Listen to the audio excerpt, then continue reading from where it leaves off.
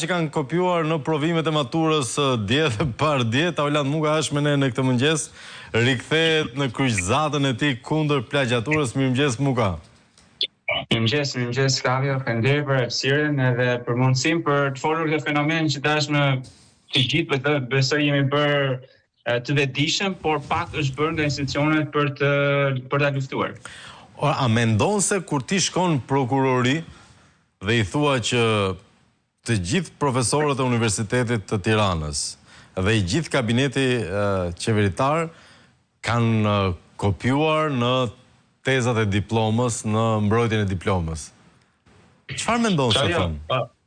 Flavio, nuk të duket çudi që kemi një numër kaq të madh që mund të kenë kopjuar. Ne kemi nxjerrë numra pafund dhe kanë qenë raste të cilët nuk janë përzgjedhur. Kemi marrë një doktoraturë, e kemi investiguar së bashku me Vladimir Kolën dhe ka dalë plagjaturë. Dhe përqindja e kopjes në ata që i kanë veshur vetes emrin profesor është shumë e lartë. Dhe kjo mjafton të shikosh, si thuaç,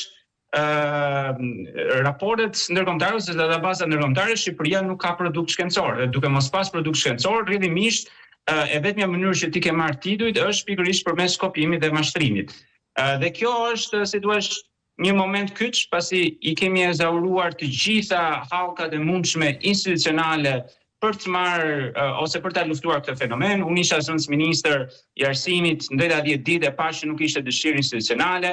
Kemi shkuar tek avokati i popullit, tek komisioneri për diskriminim, kemi shkuar te presidenti, tek ministrja, pra të gjithë kanë heshtur ndaj këtij fenomeni, e cila faktikisht është epidemia më e madhe në Shqipëri për sa i përket zhvillimit të kombit shqiptar. Dhe sigurisht që institucioni vetëm që sot ka ngelur për t'u ankuar dhe për të parë një mundësi të re është SPAK-u. Tu bëhet fjalë për zyrtarë shumë të lartë shtetit, bëhet fjalë për ministër arsimi, bëhet fjalë për president, bëhet fjalë për rektor, dekan, të cilët kanë marrë tituj të pamerituar, përjedhoj kanë mashtruar, përjedhoj kanë marrë pozicione që nuk ju takojnë, rroga që nuk ju takojnë dhe kanë frenuar zhvillimin e universiteteve dhe trurit shqiptar. Nëse flasim ngushtësisht për veprën penale, cilat janë ato? Po bëhet fjalë për disa vepra në këtë rast. Në rast parë kemi bëjmë me mashtrim. Fakti kur ti merr vjedhje dhe mashtrim, kur i merr punën intelektuale dikujt tjetër dhe përvetëson si tëndën, kjo dënohet nga kodi penal deri në 2 vite burg. Nga ana tjetër mos harrojmë që çdo drejtues i institucioneve të arsimit lart, pra rektor, dekan, shef departamenti, në mënyrë që të ishte kandidat ligjor, duhet firmonte një dokument që thoshte nuk kam plagjatur në gradat shkencore apo titël akademik. Dhe praktikisht kur person rektori aktual që shkap me plagjatur, i bie që ai dokument që ka firmosur ka mashtruar, ka falsifikuar dokumentat për të treguar një realitet dhe përjedhoj ka përfituar një pozicion që nuk i takon. Tjetra ka të bëjmë me gjithë anëtarët e Senatit akademik, Komisionit e Etikës, Komisionit Zgjedhor, të cilët pavarësisht se u vendosën në dieni të krimit, ata të gjithë heqtën. Madje këtu kam për shembull dokumentin që na ka dorëzuar Komisioni i Apelit, pra meqense po flasim dhe për vjedhjet e zgjedhjeve në Shqipëri, dhe ju shikoni që ky është një dokument që ka vetëm bul, nuk ka as emër, as mbiemër në përgjigje. A keni dokumente, keni parë dokumente zyrtare që kanë vetëm bul, pa emër dhe mbiemër dhe firmë? Dhe kjo pra lë dyshime shumë të ndaja se kush e ka bërë këtë dokument, kush e ka vulosur dhe tregon edhe faktin që kemi të bëjmë me një heshtje institucionale për të mbrojtur krimin. Mos harrojmë nga ana tjetër që vetë ministri i arsimit është plagjatur, Ogerda Manastiriu, mos harrojmë që presidenti i Republikës unë i kam nxjerrë një punim të cilën e ka kopjuar 100%, pra nga një material anglisht. Pra kemi bëjmë me një strukturë të tërë, të cilët mbajnë njëri tjetrin, emërojnë njëri tjetrin dhe nuk lejojnë zhvillimin e originalitetit e intelektit shqiptar. Unë nga ana tjetër, Flavio, nëse për shembull 3-4 muaj më parë mos gaboj, dolën dhe të dhënat për fituesit e doktorantëve në fakultetin e juridikut, ndërsa mendohet që mund të jetë dhe avokati i popullit, të paktën bazuar në letrën e identifikimit. Pra avokati i popullit në vend që të merrej me çështjen e plagjaturave dhe të çonte këtë dosje që unë kam përgatitur me një koleg ta përgatisë ajo se ka për detyrë ligjore, unë nuk paguhem për këtë punë, ajo e përdor për të marrë një doktoraturë në moshën 52 vjeçe. Domethënë të marrësh doktoraturë 52 vjeçe ndërkohë që je në krye të institucionit të avokatit popullit, tregon shumë për gjendjen morale dhe etikën profesionale të institucioneve shqiptare. Një pyetje kam, sigurisht që kjo jo vetëm është vjedhje dhe mashtrim, por ka dhe një problem financiar, ka një faturë çdo gjë. Patjetër.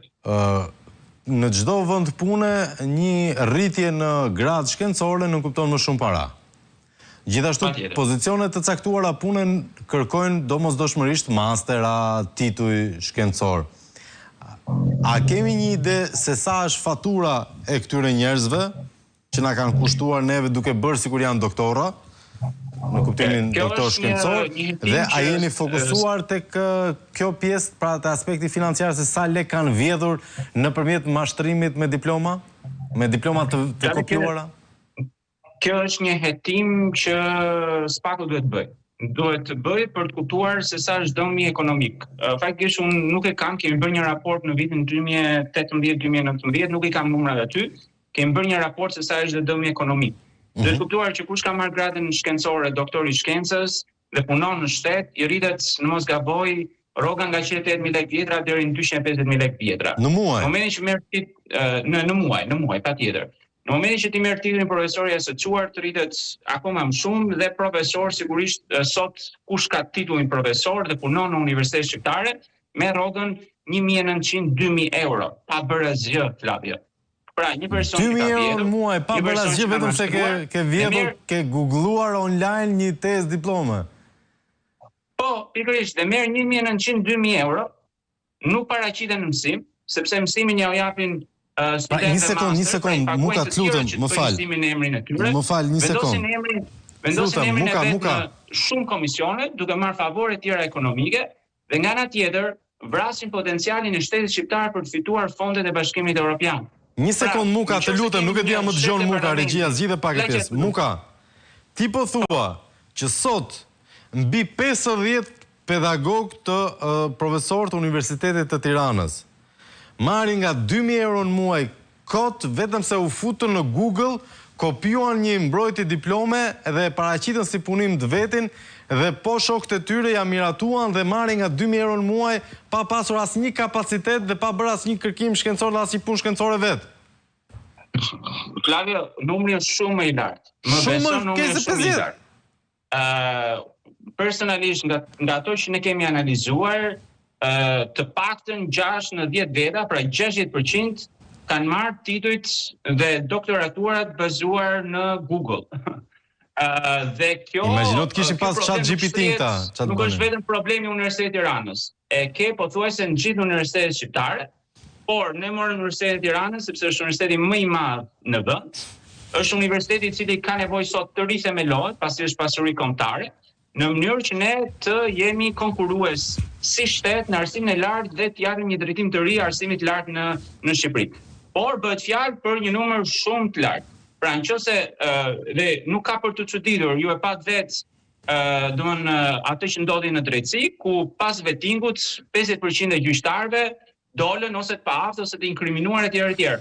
Mos harrojmë që ata janë formuar gjithë në universitet, pande raportin e Bashkimit Evropian që të ande ata që i larguan nga vetingu i futën në universitete. SPAK-u sot ka mundësi, në atë dosje që ne kemi çuar, ka mundësi të pastrojë dhe fakultetin e drejtësisë dhe me emra konkret, janë pikërisht njerëz që kanë, si duash, nuk kanë kaluar vetingun në drejtësi, dhe kjo është pikërisht ajo që kërkoj dhe dëshiroj të bëhet. Se sa do bëhet të dëshojmë, po kjo është mundësia e vetme që ka ngelur, pasi gjitha institucionet e tjera kanë dështuar dhe kanë heshtur përballë këtij problemi madhor që ne kemi. Sa beson vërtet që do të ketë efekt kjo lufta jote, që është në fakt një luftë për gjithë Shqipërinë? Flavio, unë dua të besoj, thash, është nëse nuk reagojnë institucionet, nuk kanë çfarë të bëj tjetër. Ne tashmë edhe ju media më keni ndihmuar ose na keni ndihmuar, se nuk jam vetëm, që ta përhapim të problem, të ndërgjegjësojmë qytetarët, Tashmë institucionet duhet të reagojnë. Sot që flasim, Ministria e Arsimit dhe institucionet tjera, imagjinojnë, nuk kanë vendosur software antiplagjature në universitete.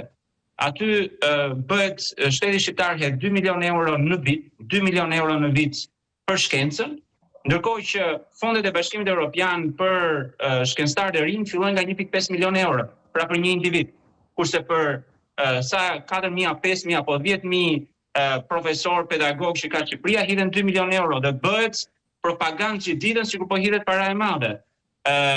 Pra jemi në kushtet e një skandali të madh ku thjesht si thua promovohen, vlerësohen dhe mbahen njerëzit të cilët kanë vjetër falsifikuar. Ju merrni media, në bëni një shkresë kryetarit të Akademisë Shkencave dhe i thoni, më jepni CV-n dhe punimet tuaja shkencore, nuk ka produkt shkencor. S'dihet ku është doktoratura e tij, a ka bërë doktoraturë. Pra, të gjithë këto kanë bërë që të shëmben vlerat e arsimit dhe ne, njerëzit që punojmë, jemi jashtë institucioneve. Unë e kam bërë dhe rastin publik, rastin tim që vazhdoj sot e kësaj dite, komisioneri i diskriminimit do të kishte dhënë vendimin mbi titujt e mi akademike dhe ka një muaj gjys që nuk ka marrë vendim. Ndërkohë që komisioneri i diskriminimit duhet të ishte ai që duhet merrej me këto dosjet që ne kemi përgatitur, se ka detyrim ligjor të mbrojë diskriminimin që po i bëhet sot në mënyrë sistematike njerëzve të ditur dhe njerëzve që kanë investuar tek vetja. A ka një dig nga këta kopjacët, nga këta hajdutët ordiner, se hajdut ordiner janë në fund fare, ndaj atyre studentëve, atyre të diplomuarve, atyre doktorantëve, atyre kërkuesve shkencor, ka një luftë të tillë? Nuk e di, unë di këtë gjë, Flavia, që sot në moment që ne flasim në Shqipëri nuk ka një kthes për sa i përket ndryshimit në shkencë. Janë dhënë mira doktoratura së fundi nga universitetet publike dhe private, ku doktoranti paguan nga 5.000 deri në 15.000 euro për të bërë doktoraturë, ku në çdo vend botës paguhet. Pra, paguan 5.000 deri në 15.000 euro për të drejtuar nga profesorë që nuk ja kanë iden, pra që kanë marrë titujt me Google, dhe nga ana tjetër nuk paguhen. Dhe bëjnë 10 punra dhe ndërkohë duhet bëjnë doktoraturën dhe rrjedhimisht këto përsëri do kthehen në doktoratura të ngjashme me ato që kemi parë apo që kemi nxjerr. Dhe në këtë kontekst nuk ka, si thua, një ndryshim për vitet e ardhshme se si ne do ecim përpara në lidhje me universitetet shqiptare. Dhe kjo ngelet, si thua, problemi i madh. Unë po shikoja për shembull moshën mesatare të doktorantëve të përzgjedhur në disa nga degët në universitetet shqiptare dhe është mbi moshën 40 vjeç. Ndërkohë që në botë mosha mesatare është 25-30 vjeç dhe po mendohet që të hapen doktoraturat edhe për moshat më të reja, pasi nuk ka nevojë për shkak të kërkesës që të kesh edhe masën në kohën e sotme. Pra, tek ne çdo gjë vazhdon të funksionojë njësoj sikurse ka ndodhur, pavarësisht skandaleve që dalin, pavarësisht fakteve që dalin, asgjë nuk ndryshon dhe nuk duhet ta habitemi se mjafton të shikosh ministrin e arsimit, e cila është me plagjaturë dhe 2-3 ministrat e fundit kanë qenë njësoj dhe janë promovuar në krye të arsimit dhe shkencës shqiptare. A ka ndonjë në kabinetin Rama që është me vërtet profesor? Nuk di të them. Se ke gjetur një që... Ata kanë titujt po.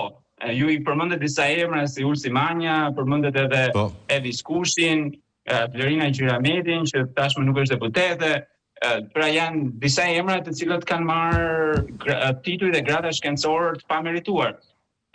Po më shumë se sa problemi tek politikanët sot, Flavio, qëndron tek ata që rrinë në universitete. Fundit një politikani nuk është se ai tituj apo gradë shkencore do i përdori, pavarësisht se sigurisht që duhet dënuar, por sot ne po flasim për ata që qëndrojnë në universitete, për ata që shfaqen në auditor, për ata që paguajnë me taksat tona pikërisht për të ndërtuar, si duash, mendime origjinale, për të ndërtuar shkencën shqiptare, dhe sot jemi në kushtet e një epidemie të madhe për sa i përket kopjes, mashtrimit intelektual dhe mungesës së dëshirës për të bërë një ndryshim. Ne jemi shteti i fundit në Europë për sa i përket shkencës, ndërkohë që jemi shteti i parë për numrin e universiteteve për numër banorësh. Dhe vazhdojnë të hapen universitete pafund dhe keni dhe rastin e fundit për shkak sepse kjo klaqetura në vetvete sjell edhe në nështrim. Këta persona nuk janë më të lirë edhe të shprehin mendime të ndryshme për shkak sepse janë të kapur nga ligji dhe të lehtësisht të presionuar nga shteti. Ne kemi folur më parë se si një kolegj i huaj i merr pronën në Universitetin e Tiranës, madje i futet brenda Universitetit të Tiranës dhe askush nuk reagon. Është njësoj si kur juve të Syri TV të vi një televizion tjetër privat dhe ju të jepni studiet më të mira, të jepni ambientet më të mira dhe të mos shikoni ndonjë problem me këtë situatë. Dhe sot jemi në ato kushte. Dhe pse ndodh kjo është sepse këta persona që duhet bënin detyrën, po të kishin marrë çdo gjë me rida, do luftonin që një gjë tillë mos ndodhte dhe të ngrinin emrin e Universitetit të Tiranës dhe jo ta ulnin sepse janë diploma që ne të gjithë i kemi marrë prej atij universiteti. Tauland Muka, faleminderit. Faleminderit juve Flavio, nëse. Përshëndesim Tauland Mukën. Për gjithë ata që janë student ose kudo që punoni, shifini njëherë këto eprorët që na bëjnë si profesora. Si tha dhe Viz Berberi në mesazhet me Benet Becin, 500.000 profesorët e Harvardit, 320 ne me 2 klasë shkollë. Me sa duket ka shumë me 2 klasë shkollë në këtë vend që marrin më shumë se 320.000 euro për aferë. Kalojmë publicitet, pas pak kemi Belind Kolliçin në Kafe Shqeto.